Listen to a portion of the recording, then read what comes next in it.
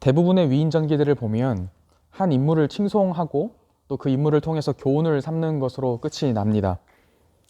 그 인물에 대한 비판적인 시각이 존재하더라도 마무리를 할 때는 그 인물에 대해서 흠을 잡고 책 잡는 것으로 끝나지 않죠. 지금까지 우리가 함께 봐왔던 사무엘 하뿐만이 아니라 사무엘 상하, 사무엘서 전체는 하나님께서 다스리시는 하나님의 나라, 그 이스라엘의 나라, 이스라엘이라고 하는 나라의 왕에 대한 이야기입니다. 특별히 사무엘 하는 다윗 왕에 대한 이야기였죠. 하지만 오늘 결말을 보면 일반적인 위인전처럼 끝나지는 않는 것을 확인할 수 있습니다. 사무엘서는 하나님 나라의 진정한 왕은 누구인가, 그 왕은 어떠해야 하는가 라고 하는 거대한 성경의 이야기의 일부이죠. 그래서 다윗이라고 하는 인물은 장차 올 예수 그리스도의 모습, 그분의 모습의 일부를 나타내주고 있을 뿐만 아니라 우리에게 그분이 필요하다라고 하는 것을, 그분의 필요성을 가리키고 있습니다. 성경은 이처럼 작은 이야기를 통해서 거대한 하나의 이야기를 우리에게 전달하고 있는 것이죠. 바로 하나님과 그가 보내신 자 예수 그리스도를 이야기합니다. 요한복음 17장 3절을 보면 이것을 가리켜서 곧 우리의 영생이다, 하나님과 그가 보내신 자 예수 그리스도를 아는 것이 곧 우리의 영생이라고 이야기를 합니다. 오늘 새벽 이 시간에 생명의 말씀이 여러분 마음 가운데 들려지실 수 있는 그 믿음이 주어지기를 소망합니다. 다윗의 여러 죄와 실패 중에서 가장 큰 두 가지를 꼽으라고 한다면 11장에서 우리가 함께 보았던 밧세바 사건과 또 오늘 우리가 함께 보고 있는 24장의 인구조사 사건을 기억하실 것입니다. 이전에 있었던 밧세바 사건은 다윗이 밧세바를 바라보고 또 아름답게 좋게 여기고 그리고 데려다가 취했다라고 하는, 마치 에덴 동산에서 아담과 하와의 범죄를 떠오르게 합니다.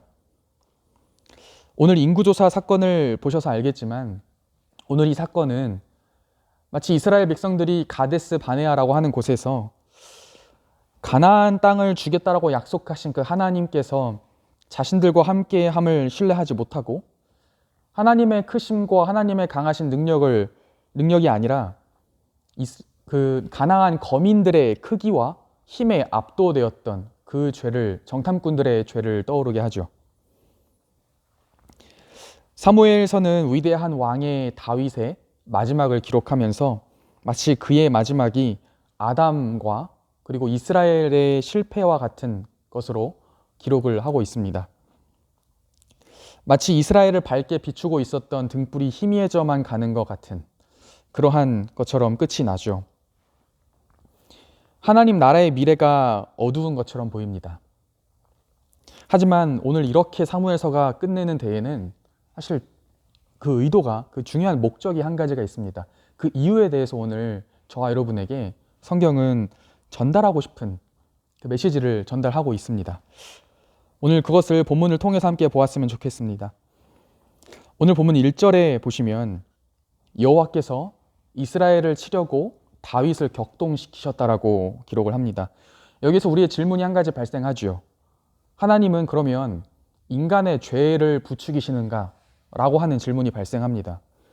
만약에 하나님께서 그러하신 분이라고 한다면 하나님은 인간의 죄에 대한 책임이 있으신 분이 되겠죠. 하지만 우리가 알고 있는 확실한 사실들이 있습니다. 하나님께서는 죄를 조장하시는, 죄를 만들어내시는 죄의 조성자가 아니라고 하는 사실입니다. 더불어서 자신의 백성들이 멸망하는 것을 원하는 분이 아니라고 하는 것이죠. 또 한 가지는 이 모든 일에 하나님께서 주권자가 되신다라고 하는 사실입니다. 사실 오늘 첫 구절부터 우리에게 참 의아한 질문을 던지면서 시작하는 데에는 이 구절을 해석하는 데에는 역대상 21장 1절, 오늘과 같은 다윗의 인구조사 사건을 기록하고 있는 같은 본문이 우리에게 중요한 열쇠를 한 가지 던져줍니다. 역대상 21장 1절에서 이렇게 기록하죠.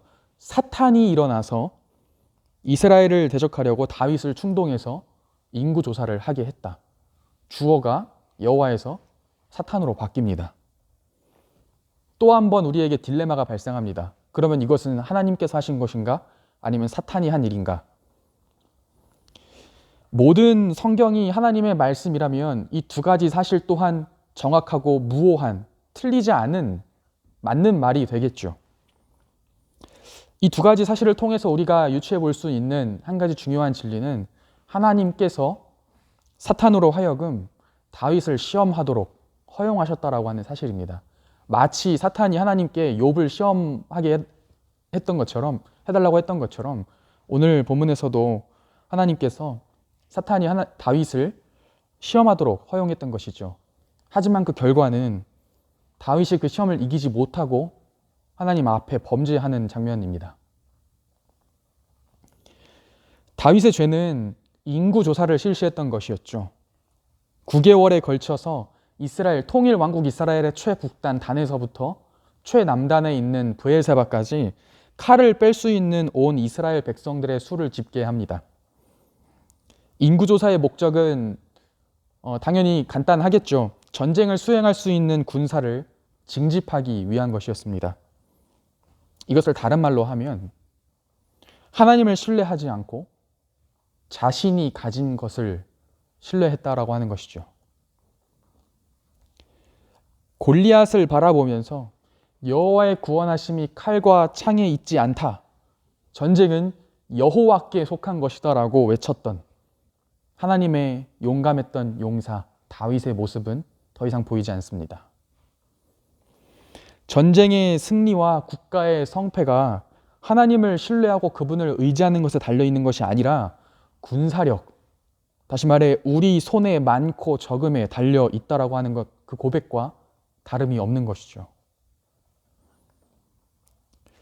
여호와의 구원은 사람의 많고 적음에 달려있지 않다라고 하는 사실을 다윗은 간과하고 있는 것입니다. 3절에서 나오는 요압의 만류에도 소용이 없습니다. 4절에 보면 오히려 요압과 그 군대 장관들을 재촉하죠. 백성들을 수치로 계산해서 그들을 수단과 방법으로 이용하는, 어떻게 보면 비인격적인 군주의 모습으로 나타납니다. 오늘 본문 중반부 10절에서 17절까지 말씀을 보시면 다윗의 죄에 대해서 하나님께서 심판하시는 장면이 나옵니다. 개인의 잘못이, 한 사람의 잘못이 공동체적인 재앙으로 이어지죠. 특별히 다윗은 이스라엘의 왕이었기 때문에 그 결과가 이스라엘 전역으로 국가적인 재앙으로 나타나게 됩니다. 사실 이 부분은 사무엘상 12절에서 이미 예견되어 있었던 사실입니다. 너희와 너희의 왕이 하나님께 순종하지 아니하면 여호와께서 너희 조상들을 치셨던 것처럼 너희를 치실 것이다 라고 사무엘이 예언했던 것처럼 그 말씀이 이루어지고 있는 것이죠. 하나님은 갓이라고 하는 선지자를 통해서 다윗에게 3가지 심판의 선택지를 선택하게 하십니다. 그리고 결국 전염병을 내리시게 되죠. 그 결과로 7만 명이 죽는 사건이 발생합니다. 다윗은 오랜 기간 동안 사람의 손에 의해서, 원수들에 의해서 고생을 했던 경험이 있었습니다. 젊었을 때는 사울에게 쫓겨다녔고 어느 정도 나이가 들었을 때에는 자기 아들이었던 압살롬에게 쫓겨났죠. 이러한 사건들을 경험하면서 다윗은 깨달았던 것입니다. 인간이라고 하는 존재에게는 소망이 없다라고 하는 것을 알았던 것이죠. 자신뿐만 아니라 모든 인생들은 다 쇳덩어리라고 하는 것을 보았던 것입니다. 그래서 오직 하나님 밖에는 신뢰할 자가 없다라고 하는 것을 깨달은 것이죠. 그래서 14절에 보면, 오늘 말씀 14절에서 다윗이 이렇게 이야기합니다. 우리가 여호와의 손에, 사람의 손이 아니라 여호와의 손에 빠지기 원합니다. 왜냐하면 여호와의 긍휼하심이 크시기 때문입니다. 오늘 이야기의 순서가 이렇게 진행이 되죠. 앞부분에는 다윗의 범죄가 기록이 됩니다. 중간에는 하나님의 심판이 임합니다. 마지막에는 하나님의 심판으로 끝나지 않고 하나님의 용서하심과 회복의 은혜가 임하게 되죠. 다윗은 선지자 갓의 말대로 여부스인 아라우나의 타작 마당에서 하나님께 제단을 쌓고 제사를 드립니다. 그래서 오늘 본문이 끝날 때 마지막에 이렇게 끝나죠. 하나님이 그 땅을 위한 기도를 들으시고 이스라엘에게 내리는 재앙을 멈추셨다 라고 끝이 납니다. 하나님께서 심판을 멈추신 것이 그 이유가 다윗의 기도 때문이었습니다. 오늘 본문을 보시면 오늘 본문 전체에서 다윗의 기도가 2번 기록이 되는 것을 볼 수 있죠. 첫 번째 다윗의 기도는 10절에 나와 있습니다. 하나님께서 심판을 하시는 장면이 10절에서 17절까지 그 중간 본문의 가장 앞에 위치하고 있죠. 두 번째 다윗의 기도는 17절입니다. 하나님의 심판을 기록하고 있는 부분 맨 뒤에 위치하고 있습니다. 첫 번째 다윗의 기도, 10절에 나온 다윗의 기도는 개인적인 회개, 사죄 기도의 성격이 강합니다. 내가 큰 죄를 범했습니다. 주의 종의 죄를 사해 주십시오. 내가 심히 미련하게 행하였습니다. 두 번째 다윗의 기도, 17절에 있는 다윗의 기도는 자신의 백성들을 위해 중보하는 중보 기도의 성격이 강하게 드러납니다. 나는 범죄하였고 나는 악을 행하였지만 하나님, 이 양무리는 대체 무엇을 행하였습니까? 청하건대 주의 손으로 나와 내 아버지의 집을 치소서라고 백성들을 위해서 기도하고 그 심판의 결과를 자신에게 그리고 자신의 집에 돌릴 것을 기도하죠. 마치 오늘 본문을 보고 있으면 다윗의 기도가 하나님의 심판 앞 뒤를 가로막고 있는 것처럼 둘러싸고 있는 것처럼 보입니다. 하나님께서 이 다윗의 기도를 들으시고 마지막에 온 이스라엘의 은혜를 베푸시죠. 오늘 사무엘서라고 하는 대장정의 마지막 장을 보면서 그리고 다윗이라고 하는 인물이 기록된 이 사무엘서에 기록된 마지막 장을 보면서 하나님의 신실하심을 바라봅니다.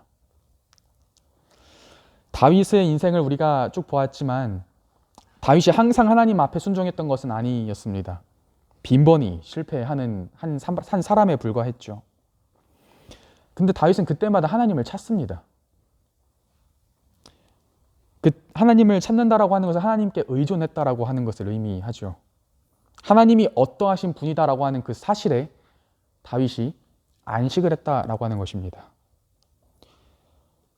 그래서 어느 때와 같이 다윗이 범죄했지만 결국에 하나님께서 용서하십니다. 다윗이 기도하니까 하나님께서 들으십니다. 다윗이 제단을 쌓고 제사를 드리니까 하나님께서 응답하시고 구원을 베풀어 주십니다. 14절에 있는 다윗의 고백을 보면 이렇게 이야기합니다. 여호와 하나님께서 긍휼이 크신 분이다. 다시 말하면 하나님께서는 자비롭고 은혜롭고 노하기를 더디하시고 인자와 진실이 많은 하나님이다라고 하는 것을 고백하고 있는 것이죠. 그렇습니다, 여러분. 우리는 실패하고 넘어지지만 하나님은 강한 손으로 우리를 붙드십니다. 우리는 포기하고 좌절할 때가 있지만 하나님은 끝까지 자신의 백성을 포기하지 않으시고 능하신 팔로 지키시는 분이십니다. 그래서 오늘 본문을 보고 있자면 우리가 너무나도 잘 알고 있는 또 너무나 사랑하는 다윗의 시편 23편이 떠오릅니다. 그 시편 23편에서 마지막에 다윗이 이렇게 고백하죠. 주의 선하심과 인자하심이 평생에 끝까지 내 뒤를 끝까지 추격하리니 내가 여호와의 집에 영원히 거하리로다. 우리 하나님은 신실하신 분이십니다. 자신이 세우신 언약에 충실하시는 분이십니다. 오늘 다윗의 고백이 저와 여러분의 고백이 되기를 소망합니다. 하지만 삶의 풍파와 모진 일을 만날 때면 이 진리, 이 은혜가 오늘 내 삶에, 내 고통 가운데 실질적으로 대체 무슨 소용이 있는가라고 우리는 너무나 자주 의심하고 회의할 때가 있죠. 바로 이 점에서 성경이라고 하는 것이 우리에게 정말로 유익할 뿐만 아니라 유용한 책이라고 하는 것을 볼 수 있습니다. 왜냐하면 이 성경이라고 하는 것은 우리에게 역사라고 하는 시간 속에서 하나님께서 일하셨던 실질적인 사건들을 증거하기 때문에 그렇죠. 하나님께서는 아담과 하와가 범죄했음에도 불구하고 그들을 버리시지 않으셨습니다. 그들을 구원할, 온 세상을 구원할 여자의 후손을 약속해 주셨죠. 그들의 죄로 에덴 동산에서 내쫓으셔야 했지만 가죽 옷을 입히셔서 그들의 생명을 보호하셨습니다. 뿐만 아니라 그들에게 가인과 아벨이 아닌 또 다른 자녀, 여자의 후손, 셋을 허락하셨습니다. 하나님께서는 셋의 후손들, 하나님의 아들들이 가인의 후손들, 사람의 딸들과 함께 결혼하기 시작하자 인간의 생각과 마음이 악으로 가득함을 보시고 그들을 지으신 것을 후회하셨습니다. 하지만 하나님께서는 그들 모두를 진멸하는 것을 기뻐하지 않으셨죠. 한 사람을 준비하셨습니다. 바로 노아죠. 방주를 통해 하나님께서 택하신 자들을 구원하셨습니다. 그리고 다시 물로 심판하지 않겠노라라고 무지개를 통한 은혜로운 언약을 맺어주셨죠. 이후에 이 죄인들은 또다시 모여서 하나님을 대적합니다. 자신들의 이름을 높이 탑을 쌓아 올리게 되죠. 하나님은 그들을 온 지면으로 흩으십니다. 그들의 언어를 혼잡하게 하시죠. 하지만 그렇게 흩어진 인류 속에서 하나님께서는 한 사람을 택하십니다. 바로 아브람입니다. 그리고 내가 너로 큰 민족과 나라를 이루게 하겠다라고 하는 은혜로운 언약을 또 맺어주시죠. 하나님의 약속의 씨앗이 이스라엘이라고 하는 민족이 탄생하면서 점점 자라납니다. 그러나 하나님의 택하신 국가적인 아들 이스라엘은 계속 실패합니다. 인간은 죄를 짓고 하나님은 계속 은혜를 주시지만 또다시 이스라엘은 실패합니다. 하나님을 불신하고 하나님께 불순종하는 것이 여전하죠. 하지만 하나님은 그럼에도 침묵하지 않으십니다. 그들을 버리시지 않죠. 그들을 위해서 작은 구원자들을 보내십니다. 제사장들을 보내시고 선지자들을 보내시고 왕들을 보내십니다. 하지만 그들 전체를 보았을 때에 그들은 온전한 존재들이 아니었죠. 그들의 왕들도 실패합니다. 자기 자신이 왕인 것처럼 행세하죠. 그들의 제사장도 실패합니다. 하나님께 바쳐진 것들을 자기들을 위해서 돌리죠. 그들의 선지자도 실패하는 것을 많이 봅니다. 거짓 평안을 외칩니다. 인간에게는 소망이 없다라고 하는 것을 성경은 계속 우리에게 강조합니다. 그럼에도 불구하고 동시에 신실하신 우리 하나님의 언약은 계속해서 흘러갑니다. 우리는 이스라엘의 역사를 바라보면서 끊임없는 불신과 불순종의 역사를 바라보면서 이렇게 질문합니다. 도대체 얼마나 더 심판을 받고 벌을 받아야 정신을 차릴 것인가? 그런데 여러분 아십니까? 우리가 고개를 들어서 시선을 사람들에게서 하나님으로 옮기면 우리의 질문이 바뀌어집니다. 패역한 백성들의 끔찍한 죄, 반복되는 죄에도 불구하고 그렇다면 하나님은 얼마나 자비롭고 신실하신 분이신가?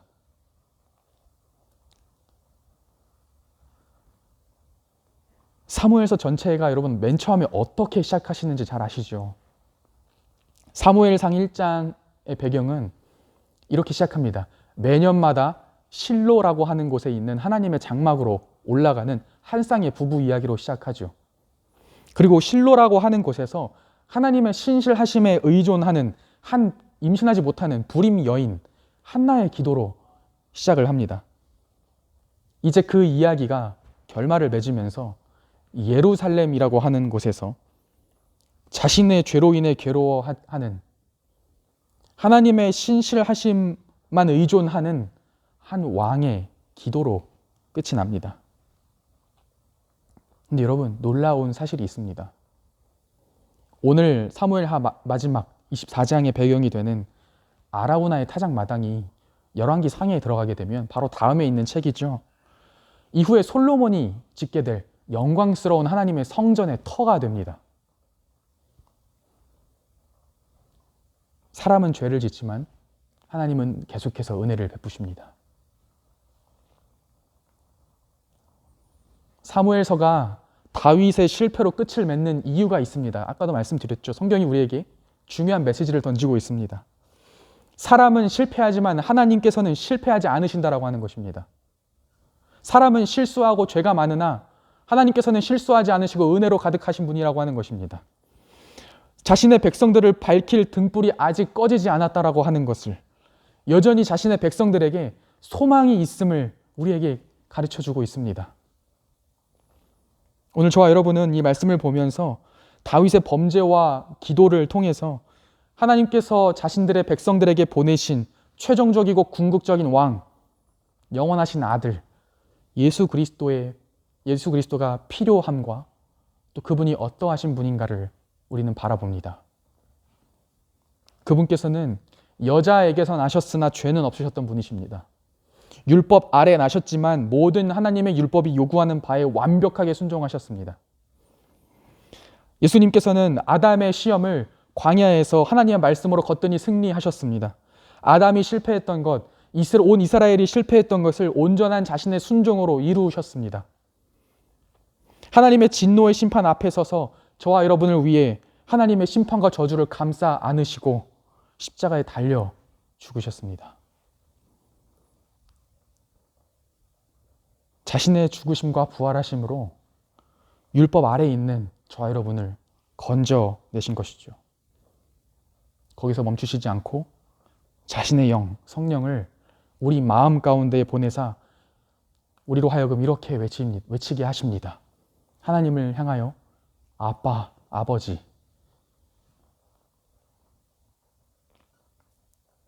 그래서 하나님께서는 우리에게 더 이상 진노하시는 재판장이 아니십니다.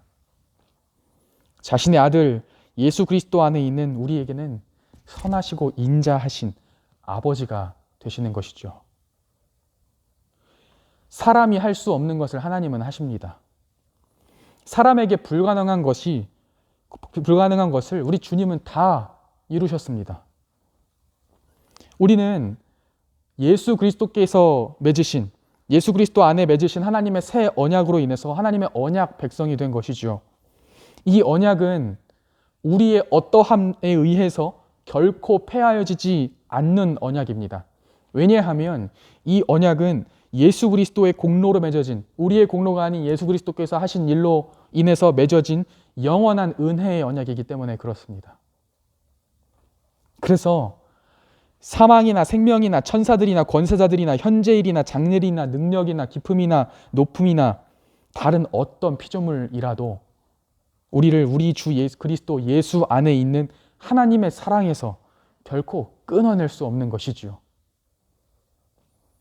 왜냐하면 주님께서는 어제나 오늘이나 내일이나 우리 앞과 뒤를 지키시며 우리의 처음과 나중이 되시는 영원한 신실하신 분이시기 때문에 그렇습니다. 그분은 졸지도 않고 주무시지도 않습니다. 우리 출입을 지금부터 영원토록 지키시는 신실하신 하나님이시기 때문에 그렇죠.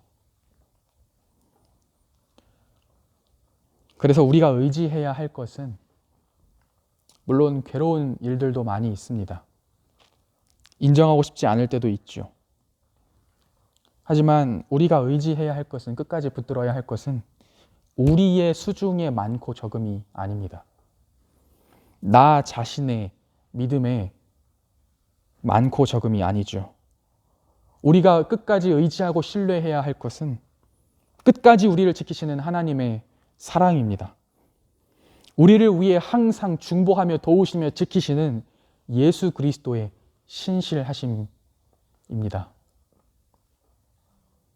이 사실 위에 오늘 하루 그리고 이번 한 주 영원토록 모든 일에 우리를 사랑하시는 이로 말미암아 넉넉히 이기실 수 있는 성도 여러분 되시기를 소망합니다.